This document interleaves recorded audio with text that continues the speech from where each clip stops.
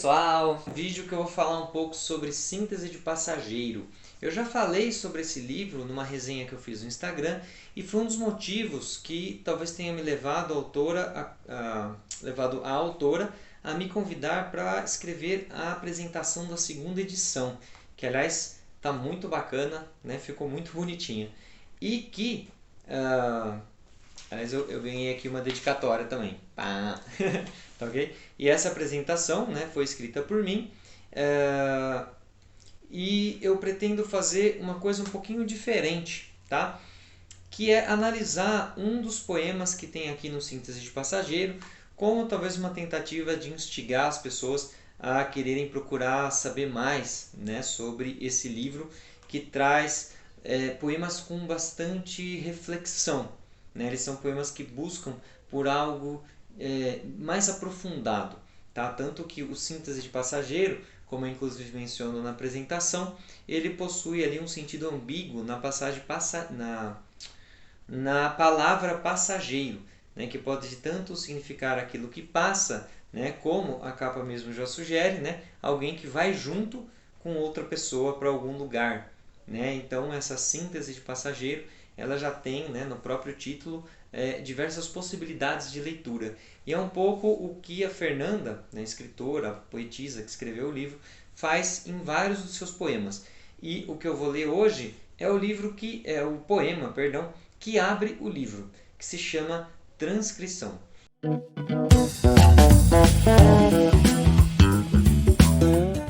O poema Transcrição é o poema que abre a primeira seção do livro, chamada Transitoriedade.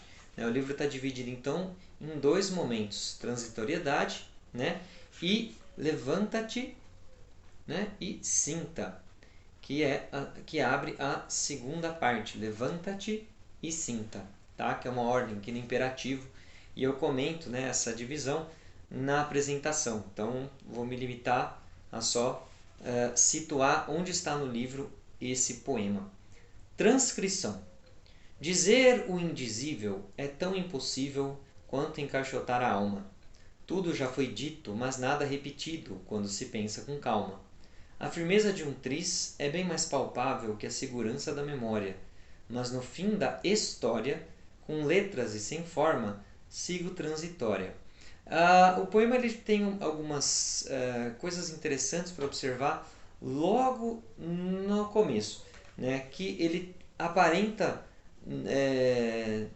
ter um esquema de rimas, mas o terceiro terceto, curiosamente, quebra com esse esqueminha, e aí a estrofe final segue aqui com os versos terminam todos rimando, né? Então a gente tem no primeiro indizível, impossível e alma. Aí no próximo dito, repetido e calma, que rima com alma. E por fim, tris, palpável e memória. Terminando, né? Por fim, história, forma, transitória, ok? Então nós temos aqui um esquema de rimas bem curioso, né? Então é um poema que ele segue ali uma certa liberdade, né, no trato da rima, dos poemas. Outra coisa que chama a atenção na própria forma desse poema, como vocês podem ver por aqui, é que o último verso da estrofe ele é sempre maior, com exceção do último, né? Que a palavra sigo transitória, né? Ela encerra antes, né, dos demais. Então a gente tem um verso maior, um verso maior, um verso maior, né? Dois versos que são quase da mesma extensão e por fim um último que segue aqui um pouquinho menor e que curiosamente, né, é aquele que encerra com o sentido da transitoriedade, ou seja, daquilo que acaba, né, daquilo que passa e acaba. Então a gente tem aqui essa ideia final, né, de transitoriedade, algo que segue adiante, né, mas que curiosamente é aquilo que também acaba, certo? Então talvez essa do próprio modo como está organizado, né, o poema em sua escrita, ok? Vou ler estrofe por estrofe e trazer aqui um pouco uma leitura minha, né? Obviamente, o poema, né, como o próprio título já sugere, abre para várias interpretações. Essa é a característica, né, básica de um poema que se deixa um pouco aberto, né? Mas vamos ler aqui, eu vou trazer um pouco o que eu penso de cada estrofe. Dizer o indizível é tão impossível quanto encaixotar a alma. Aqui, pessoal, basicamente aquela ideia, né, de que a palavra ela não é uma transparência, né? A gente não consegue, por meio da palavra, expressar todos os nossos pensamentos, menos ainda todos os nossos sentimentos, tá? Então, ela já traz, logo nesse primeiro estrofe, uma concepção sobre a própria linguagem, tá? De que a linguagem ela não é um ser transparente, por assim dizer, que simplesmente transcreve, né? Aí vem a ideia da transcrição, né? Transcreve um pensamento, um sentimento, alguma coisa da realidade por meio por meio, enfim, desse meio, né? da palavra como meio, né? Mas a palavra, ela na realidade, ela é uma espécie de outro ser, né? Vamos colocar assim. A palavra, ela tem as suas limitações comunicativas, porque ela não é transparente, ela é opaca, ela é feita por meio de relações. Então, se eu compreendo uma palavra, é porque essa palavra está dentro de um sistema, certo? Então, dentro de uma língua, né? Dentro de um código. Só que esse código, ele não simplesmente, ele não consegue traduzir com precisão tudo aquilo que eu sinto, tudo aquilo que eu penso, ok? Isso pode parecer talvez um pouco óbvio, né, a princípio, mas é resultado de um processo muito longo na história. A gente tem, por exemplo, o livro A Palavra e as Coisas, né, As Palavras e as Coisas, do Foucault, que diz bastante, né, sobre esse processo em que a língua, né, a linguagem se torna opaca, né, na linguagem dele. Ou seja, ela não é mais aquela transparência que traz o mundo de uma forma completamente visível por meio dela, que traduz exatamente, né, o que seria o nosso pensamento. A linguagem, ela é feita, por meio de outros signos, né, ela vai compor os sentidos. Então, ela também é uma criação humana, ela não é capaz de transmitir exatamente aquilo que a gente quer dizer. Então, dizer, né, aquilo que não se consegue dizer é impossível, porque a linguagem ela tem as suas limitações. Ela não consegue transcrever exatamente um sentimento, exatamente alguns pensamentos. Então, é tão impossível quanto você encaixotar a alma, né? Ou seja, é aquela dimensão do que não é material, né? Tem certas coisas que não são materiais, né? Um sentimento ele se manifesta no corpo através do material, mas essas coisas imateriais, assim como a alma, elas não são encaixotáveis, elas não são objetos que podem simplesmente serem delimitados, por assim dizer, e entregues a outra pessoa, né? Não se transformam num simples objeto físico. Essas coisas, então, são impossíveis de serem ditas. Aqui, a segunda estrofe, ela é muito interessante por vários aspectos. Tudo já foi dito, mas nada repetido, quando se pensa com calma. Tudo já foi dito. Muito curiosa essa elaboração. Por quê? De fato, tudo já foi dito porque o nosso código linguístico ele é feito, né? Ele é elaborado em cima da ideia de que há uma limitação daquilo que pode ser dito, né? Das palavras. Né? As palavras são, dentro de uma língua, dentro de um código, elas são limitadas, por mais que elas sofram ali variações, neologismos, para ser compreendido, né? Ela já tem que ter sido dita, ela já tem que ter sido utilizada, né? Mesmo um neologismo, quando eu crio uma palavra nova, eu estou utilizando, né, mecanismos da língua que já foram ditos e utilizados. Tem uma ideia que o Bakhtin, que é um linguista, traz, né, que é a ideia de que nós não somos Adões primitivos sempre nomeando o mundo pela primeira vez. Né? Ou seja, a língua ela já foi construída, ela já foi a linguagem, né? Ela já é elaborada no momento que nós nascemos. Então nós nos apropriamos daquilo que já está aí.